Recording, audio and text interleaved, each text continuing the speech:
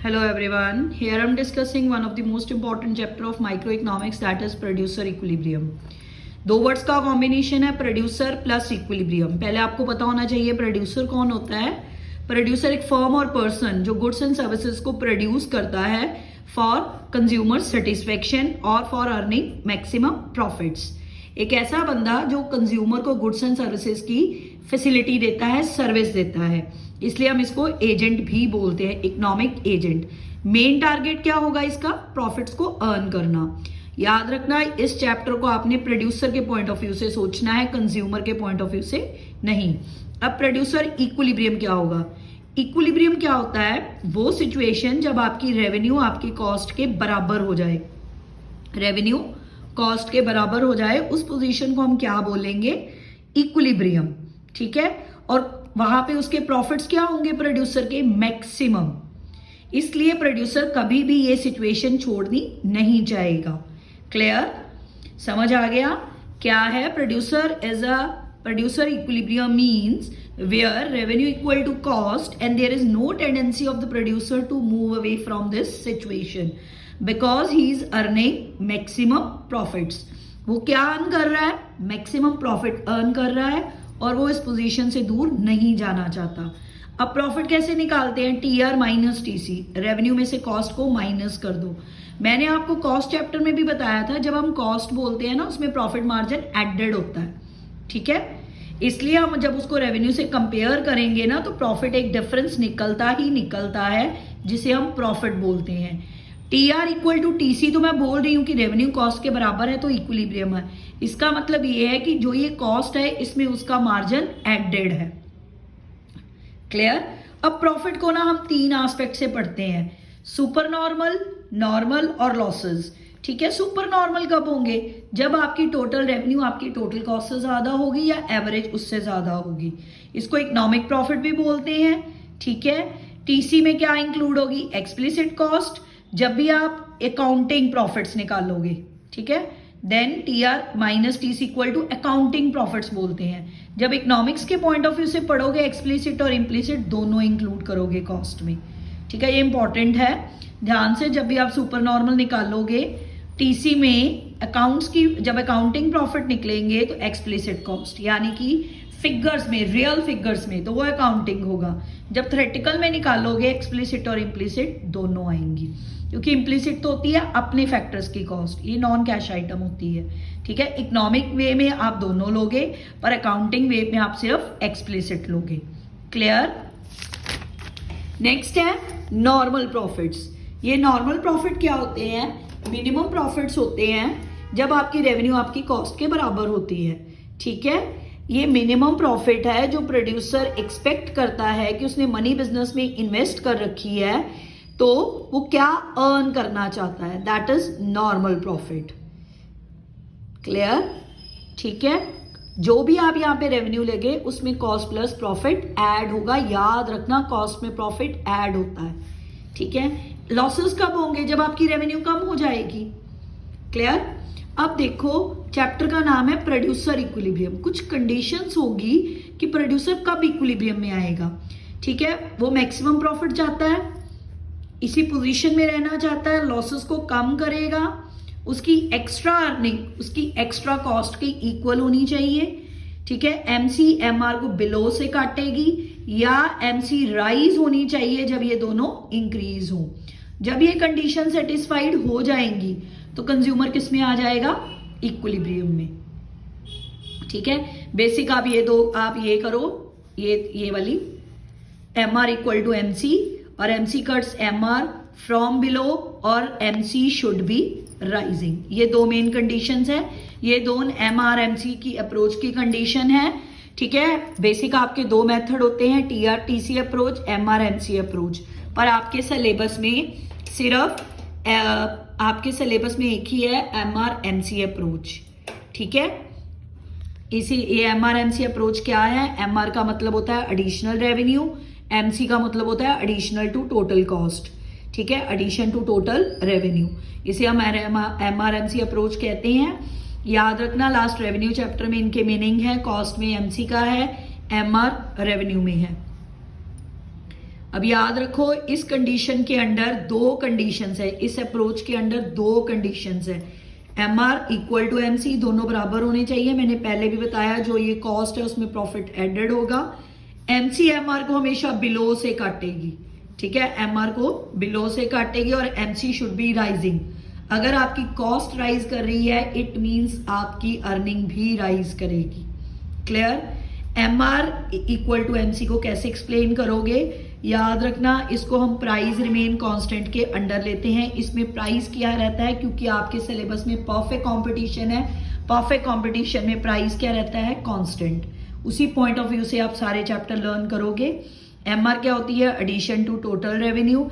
अगर आपकी रेवेन्यू ज्यादा है यानी कि ज्यादा प्रॉफिट हो रहे हैं, प्रोड्यूसर इसमें भी इक्विलिब्रियम में नहीं होगा, ठीक है, ठीक। अगर एमआर कम है तो यानी कि कॉस्ट ज्यादा है, तो इसमें उसको लॉसेस हो रहे हैं, तो इसमें भी प्रोड्यूसर रहना पसंद नहीं करेगा, वो इक्विलिब्रियम में आना चाहेगा। क्योंकि इक्विलिब्रियम कब होगा? M R equal to M C में। देखो एम आर एम सी में आप पहले एम आर का मीनिंग दे दो, फिर दो कंडीशन दो। अगर M R less than M C है, ठीक है, तो it is possible for the producer to get more profit by producing more, ज्यादा से ज्यादा प्रोड्यूस करे, पर यहाँ पे प्रोडक्शन ज्यादा हो जाएगी, रेवेन्यू ज्यादा हो जाएगी, तो वो इक्विलिब्रियम में नहीं होगा। अगर उसकी रेवेन्यू उसकी कॉस्ट से कम है, ठीक है, तो यानी कि वो लॉसेस बेयर कर रहा है, ठीक, सो ही प्रोड्यूसेस मोर, वो ज्यादा से ज्यादा प्रोड्यूस करेगा ताकि वो दोबारा इक्विलिब्रियम में आ जाए। क्लियर है? इसमें प्रोडक्शन को कम करेगा, इसमें प्रोडक्शन को बढ़ाएगा ताकि वो इक्विलिब्रियम में आ जाए। अब ये डायग्राम आप कैसे बनाओगे? देखो मैंने आपको पहले ही बोला परफेक्ट कंपटीशन है, प्राइस आपका कांस्टेंट है, ए आर एम आर के बराबर रहेगी, कांस्टेंट होगी। ये देखो ये एम सी है, यू शेप होता है। पहले एम सी क्या करेगी? डिक्रीज करेगी। इस सिचुएशन पे आपकी revenue greater than M C है। अब बताओ अगर आपकी रेवेन्यू ज्यादा है, आप यहाँ पे अपनी प्रोडक्शन को स्टॉप करेगा प्रोड्यूसर?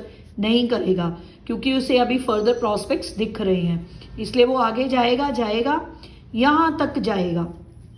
यहाँ पे उसकी एम आर एम सी के बराबर हो गई, ये देखो इस पॉइंट पे, ठीक है। इसके बाद क्या होगी? M C greater than M R. ये पोजीशन वो कभी अटेन नहीं करना चाहेगा, इसी पोजीशन में रहना चाहेगा, ठीक है। क्लियर? ये देखो नीचे एक्सप्लेनेशन हो गई इसकी। ये यहाँ पे उसके अभी फ्यूचर प्रोस्पेक्ट्स हैं, अभी उसने काम शुरू करा है, वो यहीं पे थोड़ा रुकना चाहेगा, वो फर्दर आगे जाएगा, ठीक है। क्लियर? ये इसकी एक्सप्लेनेशन है। अब दूसरी कंडीशन मैंने आपको बोली थी, MC cuts MR from below. एक ही कंडीशन जरूरी नहीं कि ये दोनों बराबर होने चाहिए, हमेशा एमसी एमआर को फ्रॉम बिलो से काटनी भी चाहिए। डायग्राम तो सेम रहेगा, डायग्राम सेम रहेगा, ठीक है, डायग्राम सेम रहेगा। वही एक्सप्लेनेशन की ए पॉइंट पे एमआर ज्यादा है, वहीं पे वो नहीं रुकेगा, फर्दर कंटिन्यू करेगा क्योंकि उसके फ्यूचर प्रोस्पेक्ट्स है। जो ये ई पॉइंट है ना, इस पे दोनों कंडीशन सेटिस्फाइड है। ध्यान से देखो, एमआर एमसी के बराबर है और एमसी क्या है? राइज कर रही है इसके बाद, ठीक है, इसलिए इस पॉइंट पे वो रहना पसंद करेगा। ये देखो शेड्यूल से समझो, जैसे जैसे आपकी टोटल रेवेन्यू बढ़ती है एमआर कांस्टेंट है, जैसे जैसे टोटल कॉस्ट बढ़ती है एमसी पहले बढ़ती है, फिर डिक्रीजिंग होती है, फिर थोड़ी सी कांस्टेंट होती है, फिर इंक्रीज होनी शुरू हो जाती है।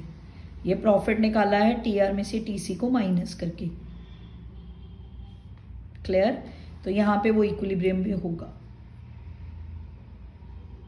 ठीक है, क्योंकि यहाँ पे ध्यान से देखो एमसी एमआर के बराबर भी है और इसके बाद एमसी ने राइज करना शुरू कर देना है, इसीलिए इसी पॉइंट पे वो इक्विलिब्रियम में होगा। ध्यान से समझ लो, एमसी एमआर के बराबर है, इसके बाद एमसी उसकी राइज कर रही है, अगर वो फर्दर प्रोडक्शन करेगा तो यहीं पे उसकी स्टॉपेज हो जाएगी, इक्विलिब्रियम पॉइंट है, ठीक है। Both the conditions are satisfied at 5th level of output. Clear?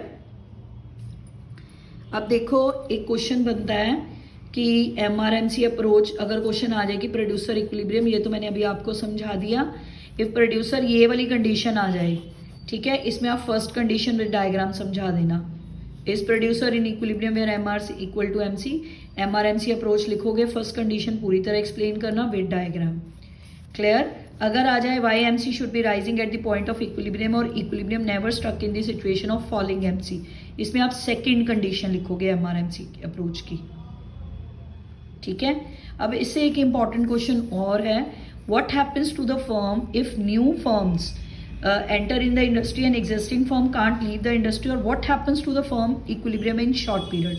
अब देखो शॉर्ट पीरियड मैंने आपको आगे भी समझाया था, वो पीरियड होता है जिसमें न्यू फर्म्स जल्दी एंटर नहीं कर सकती और एग्जिस्टिंग फर्म लीव नहीं कर सकती। ठीक है, अगर शॉर्ट पीरियड में नॉर्मल प्रॉफिट्स चल रहे हैं, AR ग्रेटर देन AC है, तो क्या करेंगे, पुरानी फर्म्स कभी भी मार्केट को लीव नहीं करेंगी, इसलिए न्यू फर्म कोई जल्दी एंटर नहीं करेगी। ऑलरेडी प्रॉफिट कई फर्म्स शेयर कर रही हैं, तो नई फर्म थोड़ा उसमें आएगी, ऑलरेडी बहुत सारे शेयर होल्डर्स हैं प्रॉफिट के। अगर शॉर्ट पीरियड में लॉसेस हैं लगातार, वो बेयर करेंगी, क्योंकि टाइम पीरियड क्या है, शॉर्ट है, थोड़े टाइम पीरियड का फेज होगा वो। ठीक है, उसमें वो जल्दी लीव नहीं करेंगी, इसलिए ना ही अगर प्रॉफिट्स भी हैं या लॉसेस भी हैं, ना ही न्यू फर्म्स एंटर करती हैं, ना ही एग्जिस्टिंग फर्म लीव करती हैं। क्लियर। अब लॉन्ग रन में क्या है, लॉन्ग रन में अगर लॉसेस हैं तो क्या है, फर्म्स के पास टाइम है, वो लीव कर सकती हैं। ठीक, मार्केट सप्लाई कम होगी और क्या हो जाएगी, एवरेज कॉस्ट के बराबर। अब लॉन्ग रन में अगर प्रॉफिट्स चल रहे हैं, AR ग्रेटर देन AC है, लॉन्ग रन टाइम पीरियड है, लॉन्ग रन पीरियड है। ठीक है, ध्यान से समझना है, AR ग्रेटर देन AC है, प्रॉफिट्स हैं। अब देखो वो प्रॉफिट्स कितनी सारी फर्म शेयर कर रही हैं, टाइम पीरियड काफी है, यानी कि काफी टाइम पीरियड तक प्रॉफिट्स चल रहे हैं। न्यू फर्म्स अट्रैक्ट होंगी, वो क्या करेंगी, एंटर कर जाएंगी इंडस्ट्री में। ठीक है, प्रॉफिट्स अब शेयर करेंगी, पहले ओल्ड फर्म शेयर कर रही थी, अब न्यू भी आ गई, तो क्या हो गया, equilibrium, AR equal to AC हो जाएगा, यानी कि TRTC total revenue total cost के बराबर हो जाएगी। ठीक, अगर लॉसेस हैं तो काफी टाइम पीरियड तक चल रही हैं, इसलिए पुरानी फर्म्स लीव कर देंगी, जैसे ही लीव करेंगी सप्लाई कम हो जाएगी। ठीक है, दोबारा AR इक्वल टू AC हो जाएगा। शॉर्ट रन में ना आ सकती है ना जा सकती है, लॉन्ग रन में आ भी सकती है, छोड़ भी सकती है, क्योंकि टाइम पीरियड काफी है। ठीक है, क्योंकि टाइम पीरियड काफी है, ध्यान से करना ये क्वेश्चन। अच्छा, एक बार फिर याद रखना, दोनों कंडीशंस होनी चाहिए तभी प्रोड्यूसर इक्विलिब्रियम में होगा। MR equal to MC and MC should be rising, और MC cuts MR from below, कुछ भी लिखा हो, ये प्रोड्यूसर इक्विलिब्रियम की ही कंडीशंस हैं दोनों। ठीक है, थैंक यू वेरी मच।